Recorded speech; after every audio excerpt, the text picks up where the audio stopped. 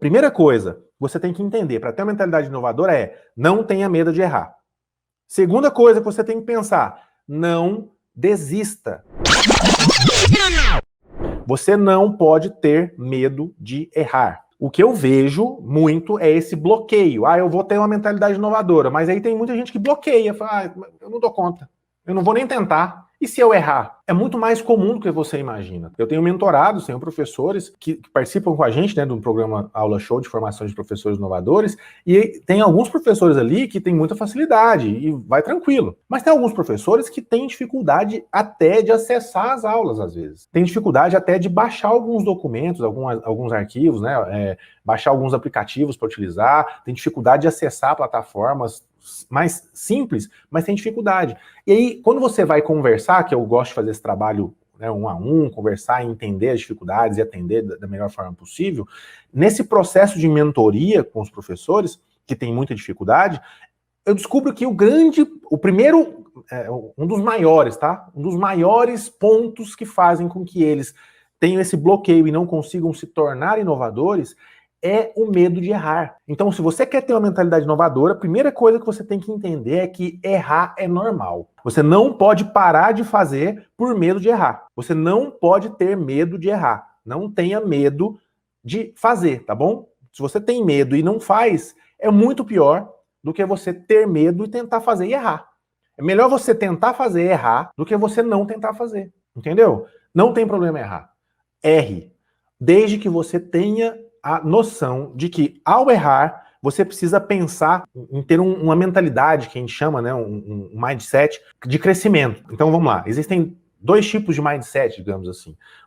Mindset é mentalidade. Mentalidade fixa e mentalidade de crescimento. Qual que é a mentalidade fixa? A mentalidade fixa é aquela que, quando você se depara com um problema, você fala, eu não consigo fazer mais nada disso aqui não. E para por ali, sabe? Você sabe identificar isso no seu aluno, você tenta trabalhar isso no seu aluno, mas muitas vezes a gente não trabalha com a gente mesmo. Reflita, pare e pensa em alguma situação. Eu sou professor de matemática, de física, de química, de ciência. Quando eu vou pegar um aluno, geralmente a gente tem alunos que têm bloqueio para entender exatas, para trabalhar exatas, para resolver algum problema. E esse bloqueio, muitas vezes, impede que eles consigam caminhar, prosseguir. Porque eles pensam, eu não dou conta, eu não consigo, e aí utiliza-se da mentalidade fixa. Qual que é a mentalidade fixa?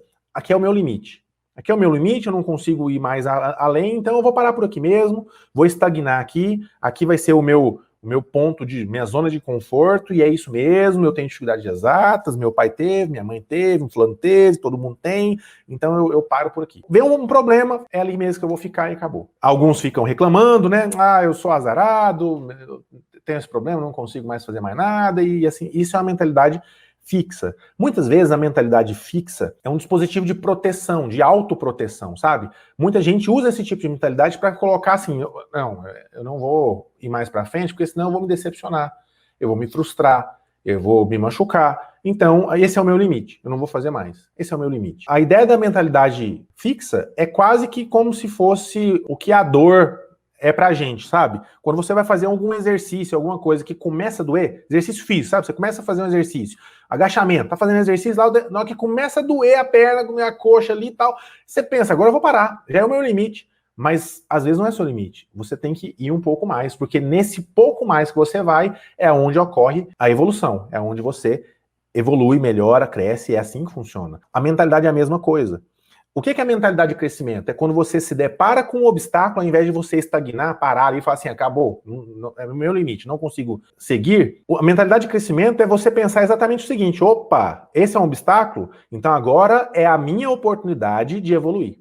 Agora é a minha oportunidade de crescer. E aí você continua, você vai, você se esforça, você persevera. Primeira coisa que você tem que entender para ter uma mentalidade inovadora é não tenha medo de errar. Segunda coisa que você tem que pensar, não desista.